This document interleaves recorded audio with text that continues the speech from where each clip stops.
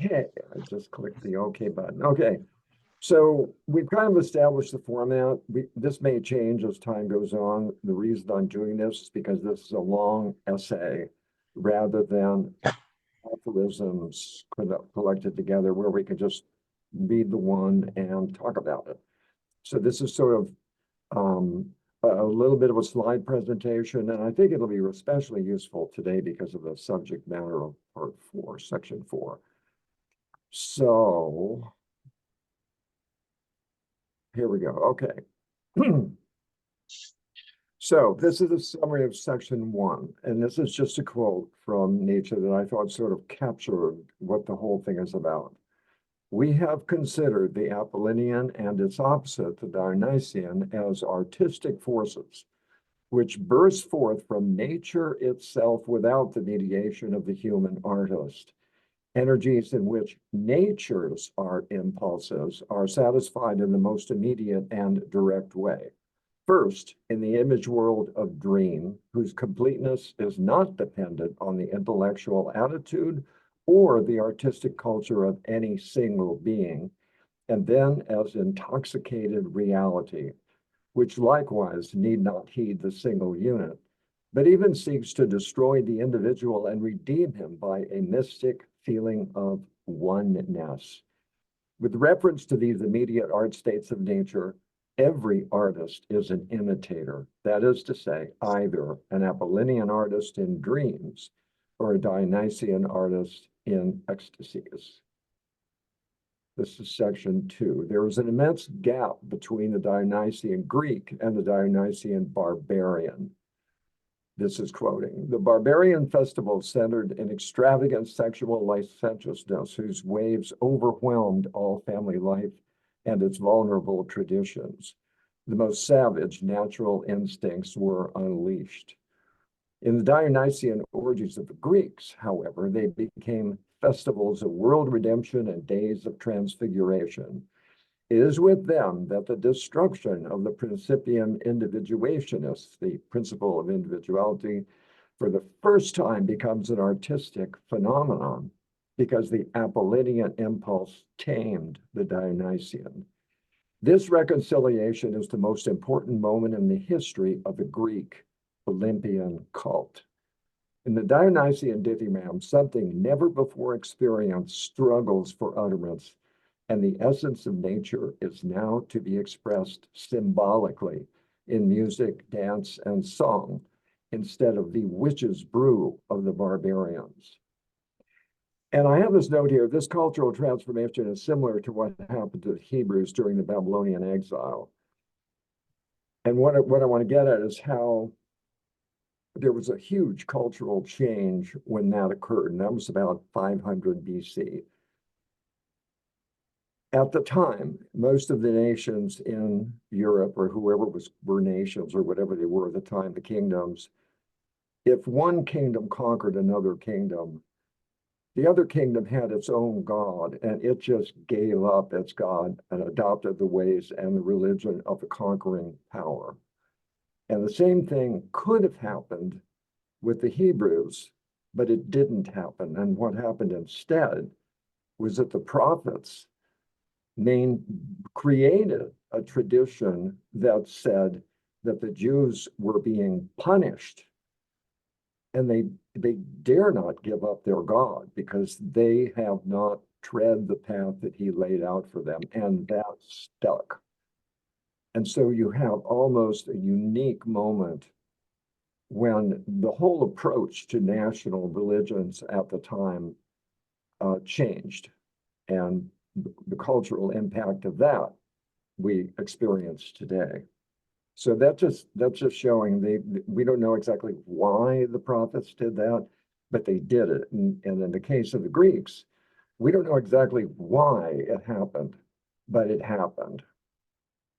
So this is section 3.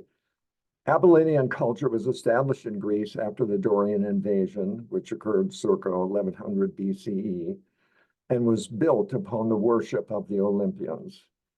The same nature that itself in Apollo gave birth to this entire Olympian world, faced with the wisdom of Silenus, Dionysius' companion, the Olympian drive divine order of joy gradually evolved through the Apollinian impulse toward beauty, just as roses burst from thorny bushes. How else could this people, so sensitive, so vehement in its desires, so singularly capable of suffering, have endured existence if it had not been revealed to them in their gods, surrounded with the higher glory? Thus do the gods justify the life of man. They themselves live it. Existence under the bright sunshine of such gods is regarded as desirable in itself, and the real pain of Homeric men is caused by parting from it, reversing the wisdom of Silenus, and opening the door to what would become tragic. So I'm going to go over this first part. Oh, shoot.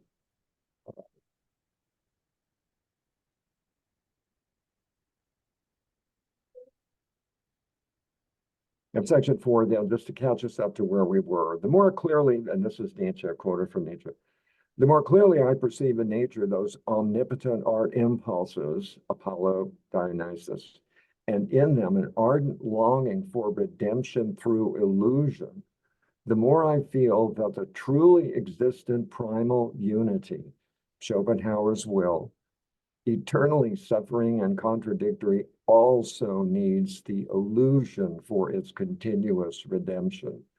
If we conceive of our empirical existence and of that of the world in general as a continuously manifested representation of the primal unity, we shall then have to look upon the dream as a mere appearance of mere appearance, hence as a still higher appeasement of the primordial desire for mere appearance.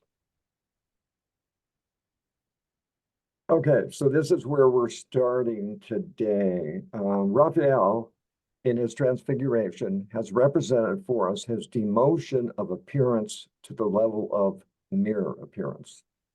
And just to clarify, the notion of appearance here are the sensory input that we get from the world around us. That is the appearance. This is built on the idea that Kant developed about the thing in itself. If you strip away all of the sensory data that we have to apprehend an object, what is left? And he named that the thing in itself. And so everything that we see is the appearance of the thing in itself, but we never see the thing in itself. Here we have presented that Apollinian world of beauty and its substratum, the terrible wisdom of Silenus. Apollo appears to us as the apotheosis of the principium individuationis, in which alone is consummated the perpetually attained goal of the prime unity, its redemption through mere appearance. He shows us how necessary is the entire world of suffering that the individual may realize the redeeming vision and then, sunk in contemplation of it, sit quietly in his tossing bark amid the waves. So this is Raphael's Transfiguration, and I've broken it down into some bits and pieces here. So here we have the wisdom of Silenus, the possessed boy. Everybody's scared. This is a bad scene. This is something really bad. And the wisdom of Silenus is what is best of all is beyond your reach.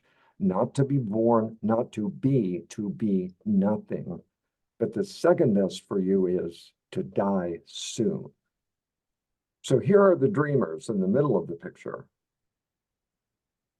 And here is the vision that the dreamers are creating to tame the truth of the matter, which is contained in the wisdom of Silenus. That's the fundamental nature of nature, if you will. Okay, so is the discussion of Raphael's Transfiguration an opening shot across Christianity's bow, or is Nietzsche just describing Raphael's Transfiguration? Now that's the question that I have. If you have questions of your own or comments on the text, let me know. James. You're muted, James. I'm sorry. I don't think it's directly aimed at Christianity. I think he's definitely a fan of the Raphael. It's and he does talk about it being the highest symbolism of art. So he doesn't think if this is the highest symbolism, it's not a critique. He doesn't want to use it as a kind of like a subtle remand of Christianity. And this is related to the idea of the reciprocal necessity of Apollonian beauty and the wisdom of Silenus. So he's showing a point of continuity between paganism and Christianity, I believe.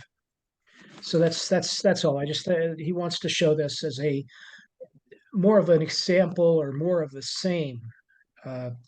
If it's a knock against Christianity, it's just sort of like, well, let's come back to present day, and I'll give you a good example from the present day. Because we're going to talk about Doric beauty, and we're going to talk about Dionysian frenzy, and how does this relate to the present day? And this is his example from the redemption of Raphael. Thank you.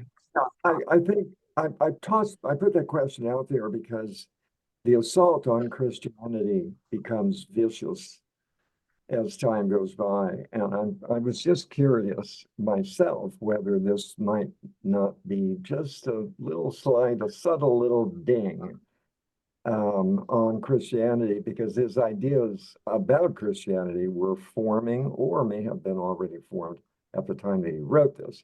So I just wanted to kind of raise that topic because we're going to get a lot more of it down the road. Jason. Yeah, I have the same as James, because I don't think he developed the anti-Christian yet during this time. And I also realized for the people who like music, kind of dislike painting, because one is formless, one is formed representative art. For example, Tolstoy criticized a lot of painting and criticized the music, okay? But he liked painting or the representative art. And the opposite way, Nietzsche prefer music, which is formless, and he constantly criticized the representative art. That's I find out that's interesting, Yeah.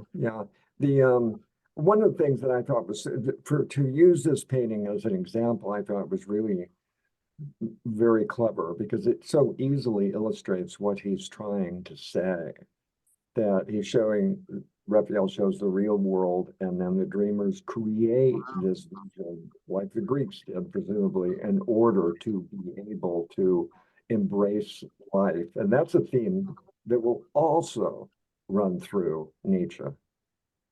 Quan. Should I say both Quan Le or just Quan, or what? Quan is just perfectly right. Okay. And just to start my Nietzsche meeting, I want to contradict Jason once again, because I'm a regular contradictor of Jason. When he was speaking that the opposition between music and painting is about form, well, music is also a kind of form, a form that would express itself through sound and sequence of sound rather than color or form. But music is something that can be perceived by the senses, but that's a small thing. What I want to say is that I agree with the two former speakers that I don't think that in this birth of tragedy that Nietzsche is anti-Christian at this stage of his thinking. But I like very much the fact that he introduced the idea of Apollinian and Dionysian, right? Because I think that those two forms, if I can use a Chinese concept, can be likened to yin and yang, meaning that yin would be the Dionysian dimension, the earthly dimension, and yang is the Apollinian dimension or the heavenly dimension. So those two elements of dance or of music or of everything perceptible to the senses will always be there, like the yin and the yang. But I would say that the duty of the Apollinian dimension is precisely to give the right supervision to the Dionysian dimension, or if maybe in Freudian words, to the it versus the superego, okay? The primal energy versus the cadre or the framework. So, and maybe later on in his thinking process, maybe Nietzsche will arrive at the conclusion, because everyone here know that he wrote somewhere that Christianity gave poison to Eros and Eros became a monster. So maybe the Apollinian solution from Christianity was not harmonious enough for giving a framework to the Dionysian dimension. I stop here for now. Okay, I'm going to absorb some of that and think about it a little bit more. Michelle, I'm not reading any of the chats, so if I would really prefer if you just get in the queue and because I'm managing this and thinking about what people are saying. So I'll see the chats later after we're done with this, but I would really appreciate it because you said a lot the last time. If you just kind of speak instead of chat. Okay. It's just I have to leave very soon, so I thought I'd get my words in there. But I'll read what I've written. Silentness to me says that we're better off dead because in nature there's no distinction, and it's an unpredictable force that will kill at random, not purposely kill. It'll have that effect randomly. You can't predict it, and the way that's turned about is the form-like structure that the Apollinian brings in to the unity of the primal unity, the non-distinct unity. There's no form, there's no separation, there's no distinctness in unity of that kind. In regards to the Raphael's painting that Nietzsche talks about, I think it is a comment on Christian that he develops further throughout his career, and it's a depicting an illusion of an illusion. I think there's a comment about Christianity's foundation, and the difference between the Apollinian and Dionysian music. And its importance is that it symbolizes what the Apollinian and the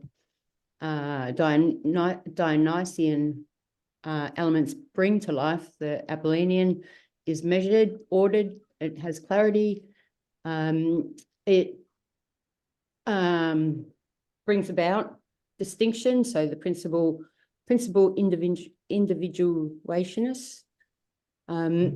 It's unique, singular, precise, restrained, balanced, rational, whereas in opposition, Dionysus is instinct, intense, emotional, sensual, intoxication, frenzy, madness, ecstasy, loss of individuality. And these two elements are essential for life, for the opposition to Christianity, which says the afterlife, or not this life.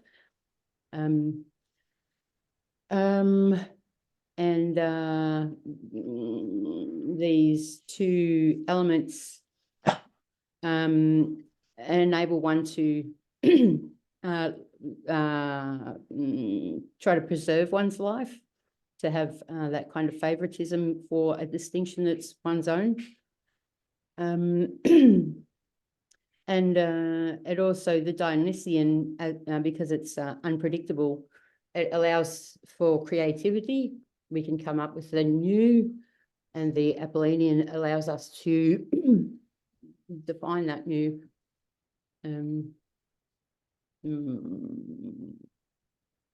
I think that's about covering it all. Okay, thank you for that.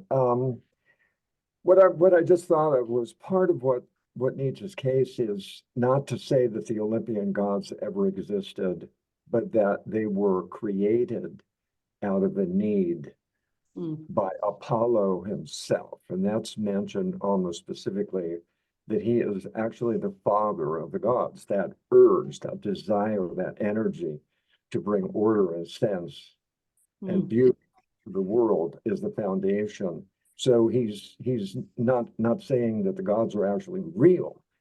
And so when he shows Raphael's picture, he's sort of hinting that the image of Jesus is created, that and that's why I thought it might be a little bit of a dig. He's not saying, and here we have Jesus the Redeemer. He's actually just sort of, this is an appearance of mere appearance. That's what, and the painting itself is an appearance of mere appearance. Yeah, it's a double whammy. Okay, moving on. Anybody else want to add anything at this point? No? Okay.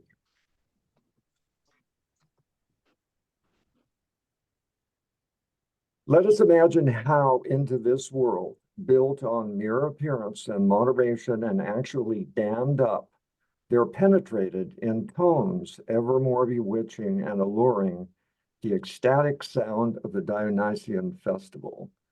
The individual succumbed to the self-oblivion of the Dionysian states, forgetting the precepts of Apollo.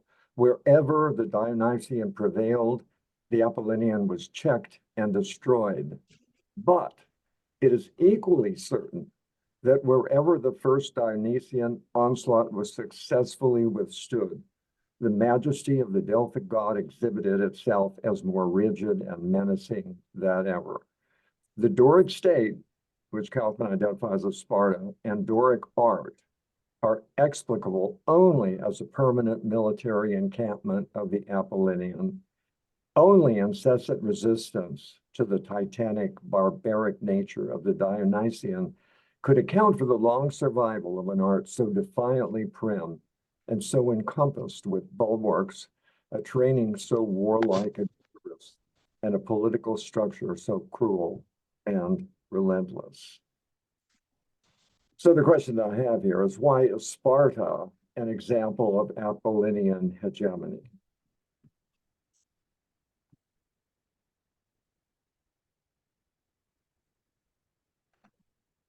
Okay, are we moving on, or does anybody have No, anything? I couldn't get my hand up, but there's Quan.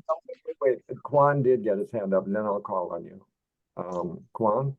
Okay, so I would like to suggest that Sparta is the absolute Apollinian state because it promoted absolute discipline, in the sense that you have to be physically disciplined, mentally disciplined, and even spiritually disciplined, if I may say so, which is the primary source of that physical and emotional discipline. Because let's not forget that the Spartans were living, maybe they were, I'm not sure of the numbers, but maybe they were 20% among a population of slaves, or the Hilotes. I am not sure of the pronunciation, Hilotes. And those slaves have to be controlled by a superior warrior population, but smaller in number. So inevitably, Apollo is their patron god, if I may say so. Let's not forget that he was an archer, and he was also called the destroyer. Okay, so of course, he is, I prefer to speak in the present when speaking of deities. He is the incarnation of beauty, of arts, and so on. But he is also the incarnation of the one who would destroy everything he judged inferior and ugly. Of course, it can be debatable who is inferior and ugly and who is beautiful and superior. I stop here. Okay, James. Yeah, that was good. Yeah, the Sparta, the Doric state was in opposition to the Dionysian because, like, for the reasons that Quan was giving, you know, that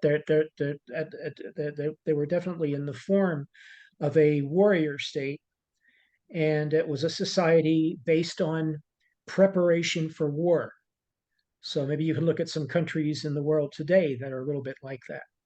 So that you have that you have this kind of like almost perfect Apollonian state where the Dionysian is frowned upon and the Apollonian is enforced through a strict military code that affects the education system on up through the society.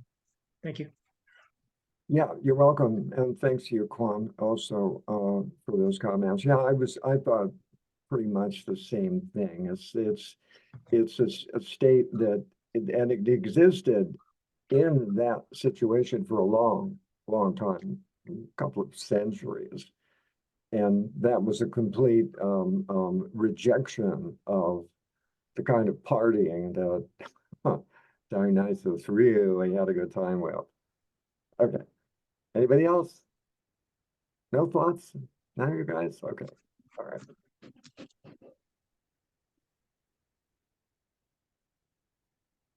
So this is section 4 still. The Dionysian and the Apollinian in new births, ever following and mutually augmenting one another, controlled the Hellenic genius.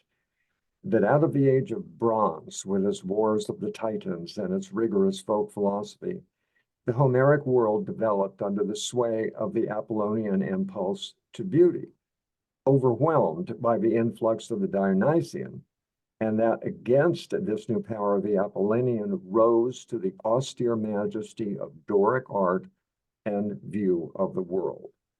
We are now impelled to inquire after the final goal of these developments and processes, the sublime and celebrated art of Attic tragedy and the dramatic dithyramb presents itself as the common goal of both of these tendencies.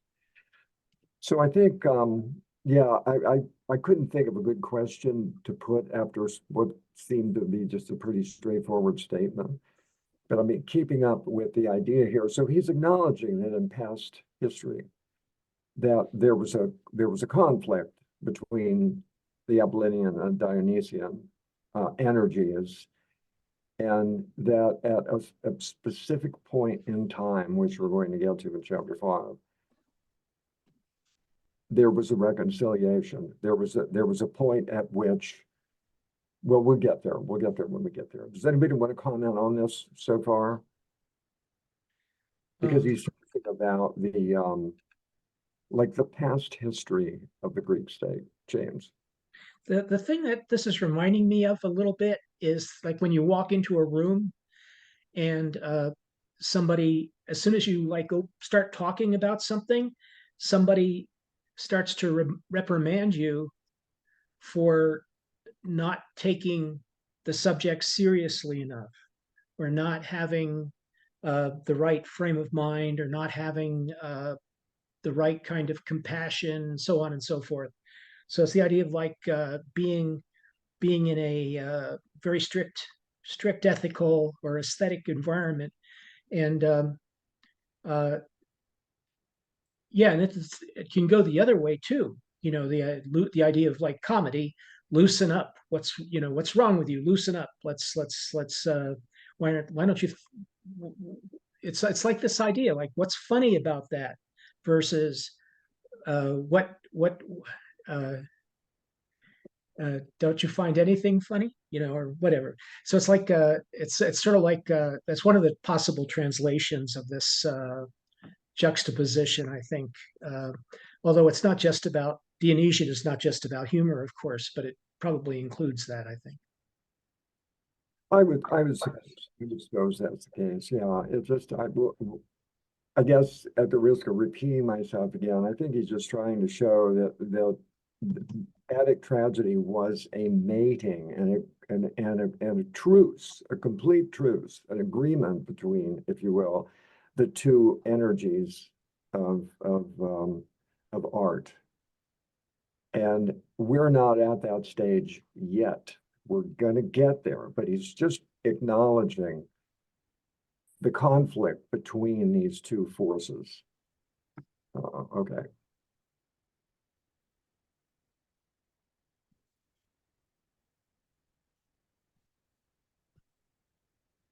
So that takes care of section 4, which is kind of laying the groundwork that I just went over.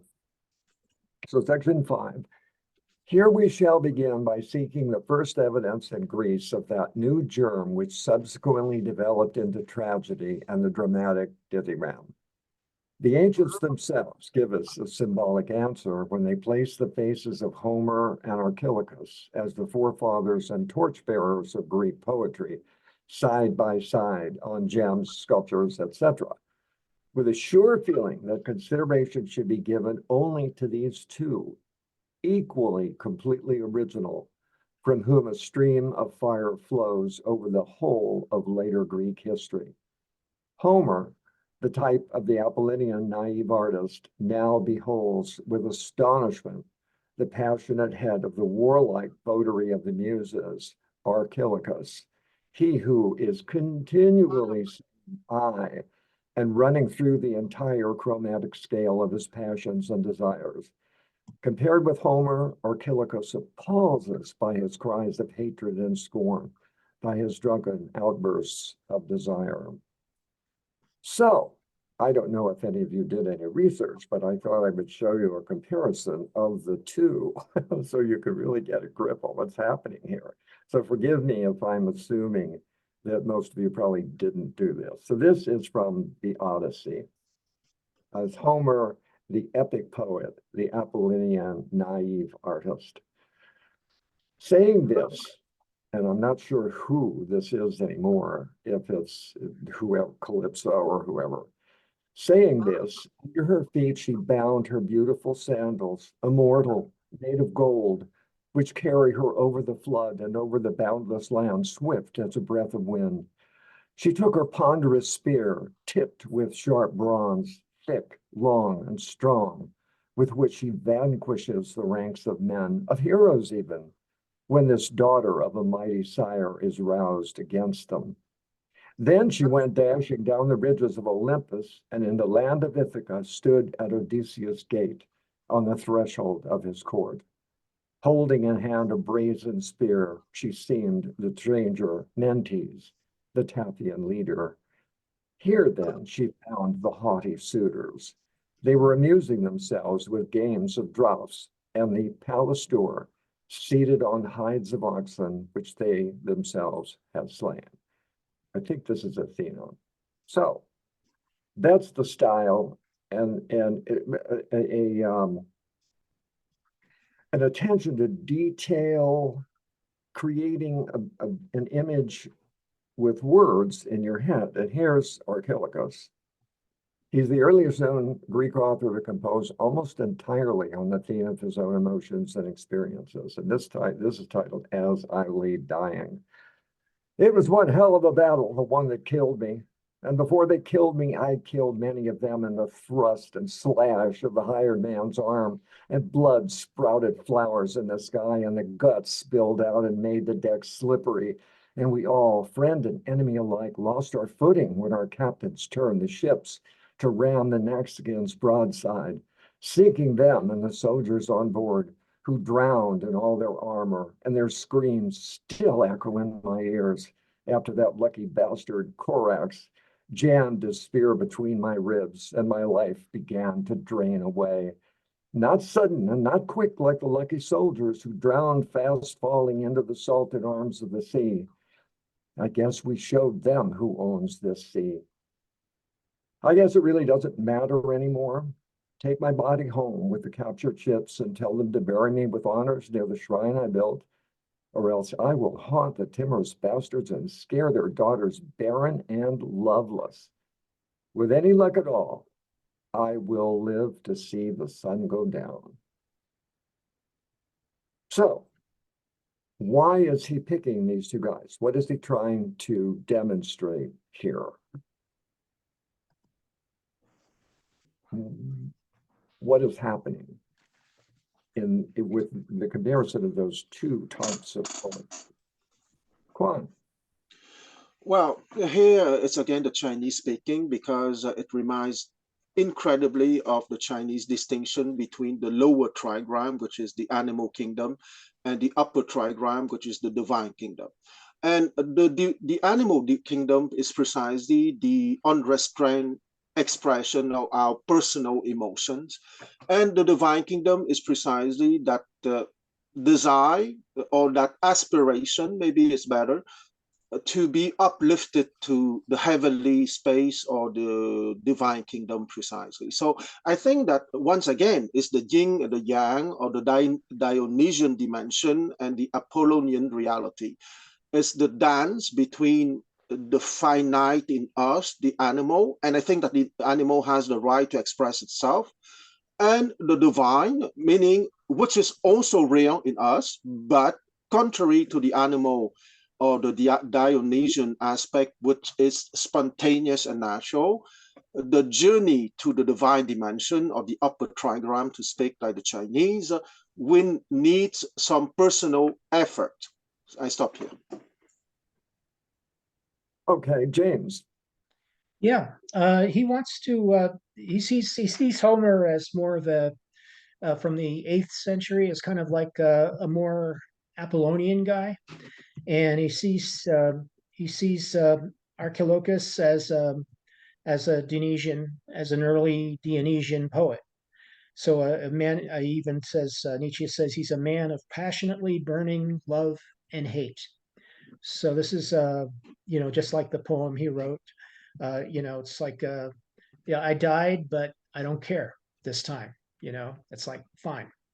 So it's, but it's all involved in, like if he has any desires, it's to be important in death as well as he was in life, kind of thing, as a soldier, in his poem about a soldier. So I think that's yeah, and I think so. That's all. It's just a move towards. You could say it's a move towards the romantic, and maybe I'm a little confused a bit in using that word, because I don't know if Nietzsche would oppose that. Would say that the romantic is something else altogether and comes at a later time in history, but that's just because I have a limited knowledge of that. But that idea does pop into my head. The romantic does, I think, fall in line to a certain extent with the Dionysian, because it's contemplative, and I think not the Dionysian, with the Apollonian, and because it's contemplative, and I think the Apollonian is more contemplative type of concept than the Dionysian. So I think it does sort of fit in there a little bit with the Apollonian. Thank you. Yeah. Michelle, could you turn off your video, please? Because I'm getting dizzy watching you.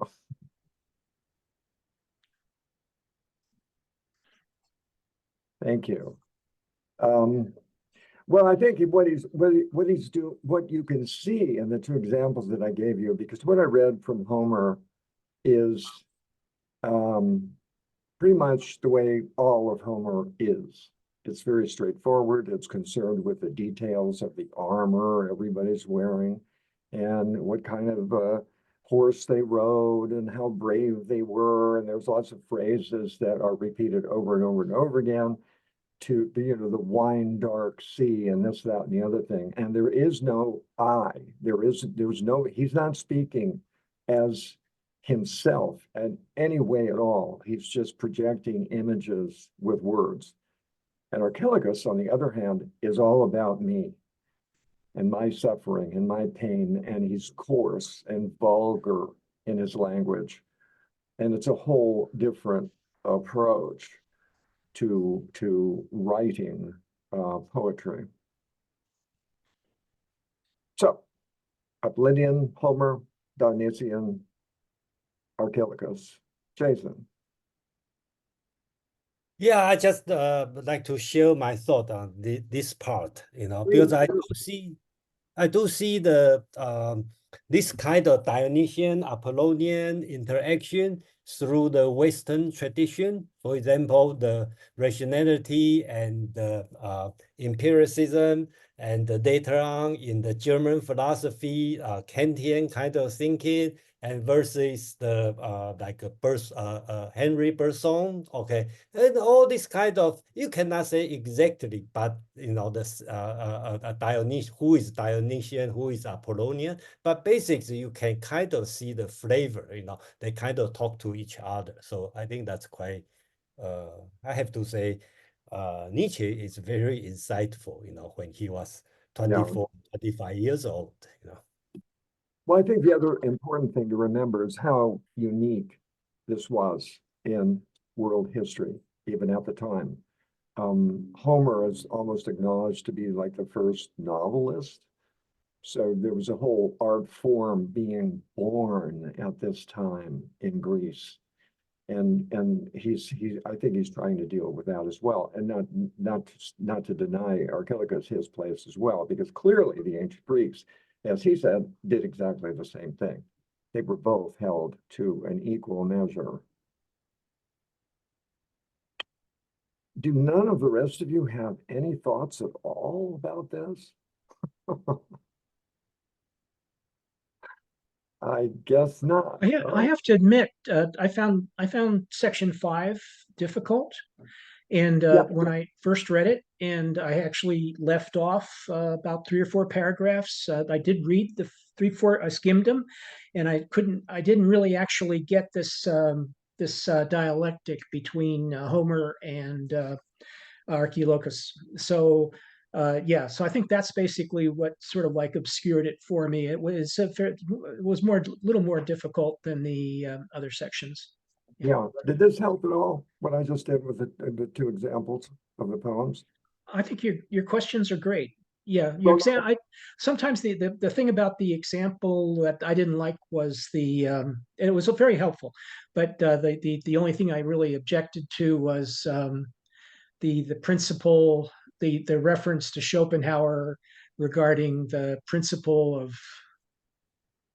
the primal principle or something like that, the primal the primal unity. principle or emotion or whatever that was. Yeah, I don't think, since it wasn't in the text by Nietzsche, that I don't necessarily think, well, it doesn't have to be Schopenhauer's principle. It's not that But important.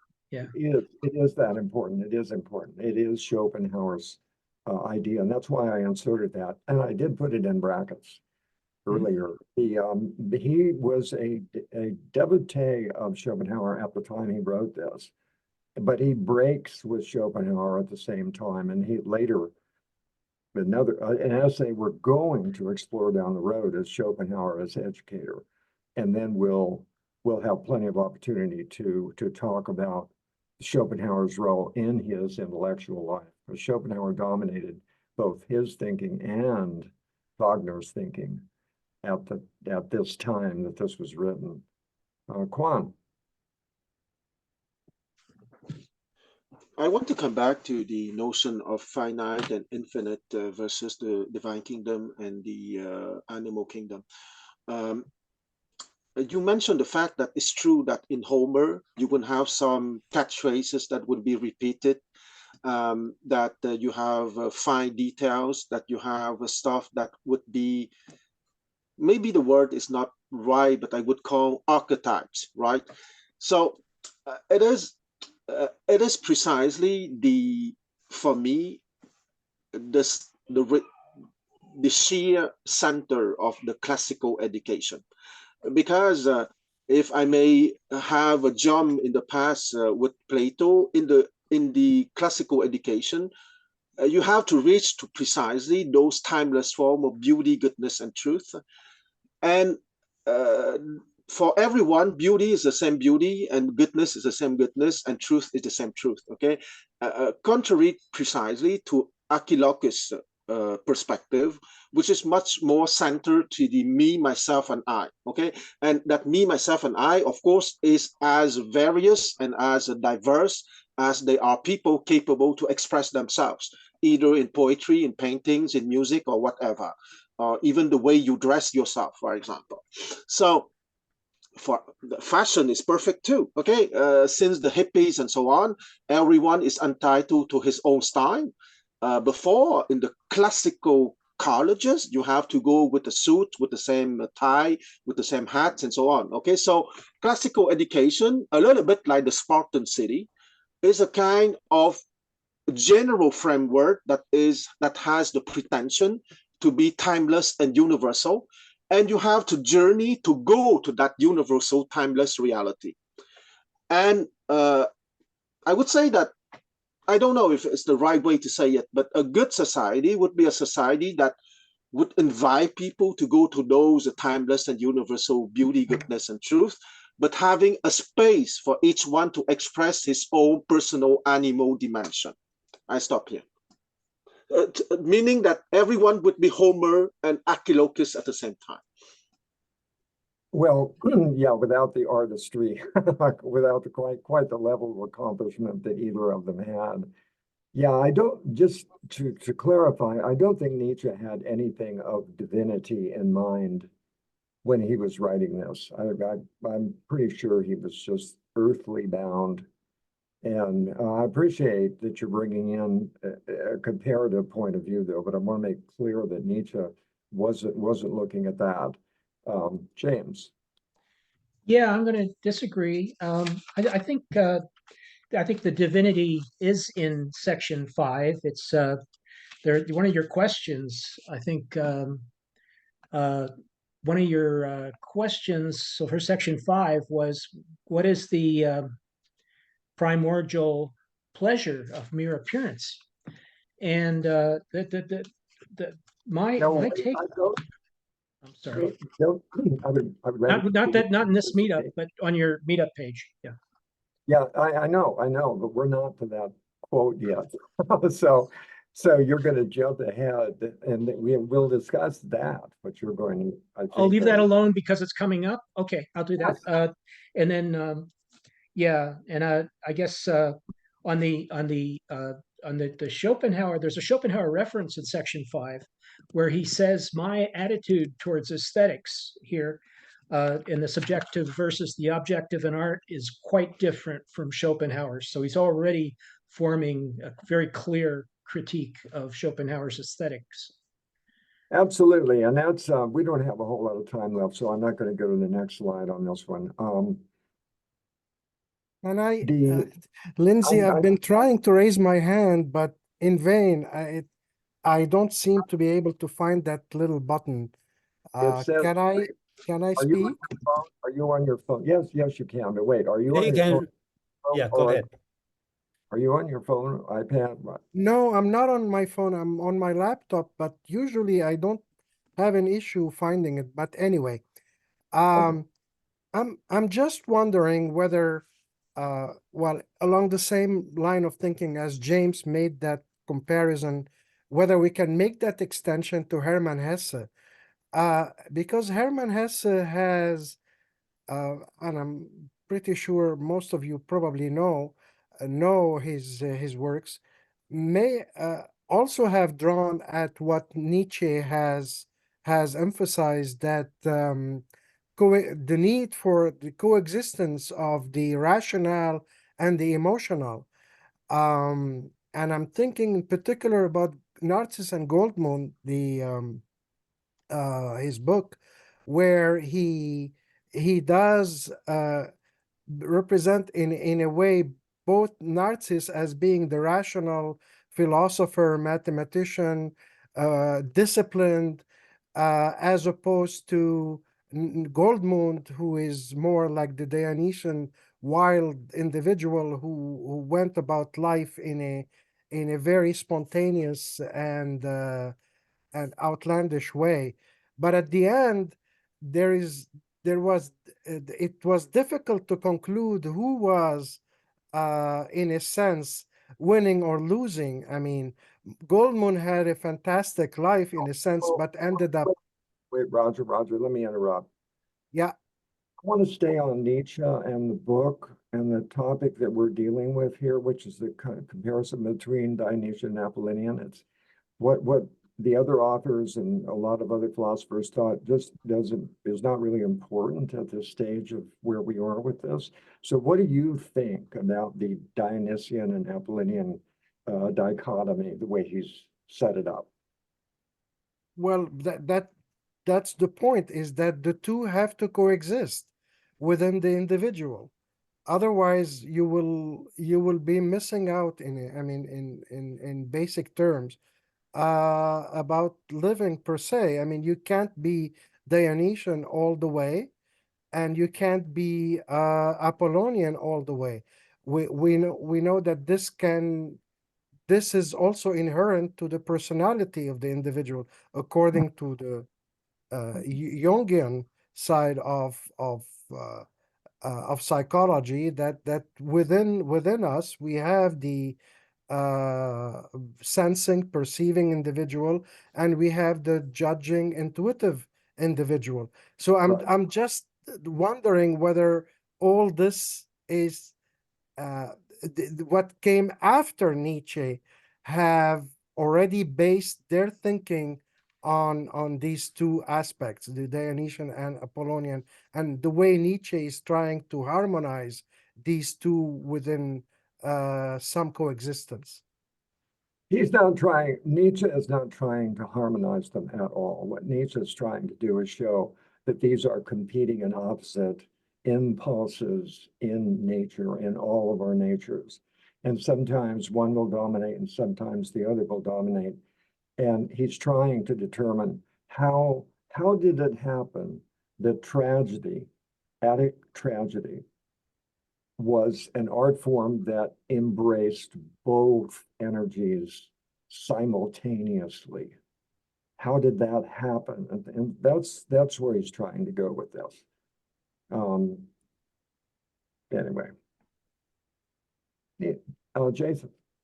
Yeah, that's the part I haven't got it yet, because does that mean if you try to do that in the real life will cause a tragedy in your life? But I don't know, but that's the thing I'm waiting to learn. Yeah. Well, he'll make the case when we get to it. And I would legit, well, Quan, let me see what Quan's got to say first. Yeah, because I am very happy that you just say what you just said 2 minutes ago, Lindsay, because a tragedy is precisely the human solution to those forces which inhabits us naturally. Okay, meaning it is the transcendence or the sublimation. Maybe there's a better word, of course. Human solution to that Dionysian dimension naturally present in us because of nature, and that Apollinian reality present in us.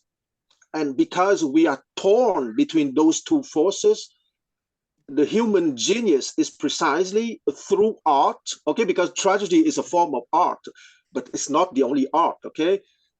Through art, through drama, through music, through painting, through philosophy, etc., through creativity, to precisely reconcile those two forces, which would tear us apart if we don't have the creativity to reconcile them. I stop here. Okay, I'm going to just quickly just throw this out. The way this is being set up from an artistic point of view as a conflict between the wisdom of Silenus, which is you never should have been born. The world is full of suffering and grief, and you would have been spared all of the misery and suffering that are going to be dished out to you. And the Apollinian point of view is live on, face it, deal with it. That's what is going to be the fundamental conflict between the two. The tragedy will bring both of those notions into an art form that will express both equally. And so that's where we're headed with this. We lost a whole bunch of people there. I don't know what happened. Okay, well, that's it. Oh, James, you're going to get to wrap this up. So Yeah, James, thanks. So, yeah, the only thing is the way this is kind of like pulled together is in this feeling of the like in section 4, he talks about the ocean, kind of like the bark in the waves, the oceanic feeling that one gets when one tries to contemplate what the this what do you call it, the primal unity, the eternal suffering, and and things that are contradictory, and what needs an illusion for its eternal redemption in the Raphael. So this whole idea of the divinity is there. The idea that that would be the quickest way to sort of that oceanic, that feeling of being on the boat in the middle of just seas, or waves. Yeah, so that's all. I just kind of think that's a very important point he makes, is that so I just wanted to offer that up. Yeah, no, thanks for that. Yeah, that particular quote about the bark amid the waves, that's from Schopenhauer. That's the No direct kidding. quote from Schopenhauer. Yeah, I didn't include that somewhere along the line because, hey, I can't include everything. But section 5 will become clearer, I hope. I appreciate anybody's confusion in any part of chapter 5 because I've read this about 10 times now and I think I've got it figured out. So stick with me and we'll see if it becomes any clearer at all, because we're just, I don't think we're even halfway through chapter or section 5 yet. So I will be posting next week's meetup probably later today. I've got it almost completely prepared. And the questions are for you to think about if you want to pursue that at all. But basically, I will have a little extract like I've been doing, and then the question will pop up. So I'm just pulling, I'm not cherry picking. I'm really trying to find the relevant passages that condense some of what's happening here, what he's saying. And so, if you have other passages, and I think you brought something in earlier, James, please bring them in. It'll be a rich discussion, and we'll just plow on till we get to the end of this. Okay, thank you so much for being here. I hope All right. you come back next week. Okay, glad you got it. Yep.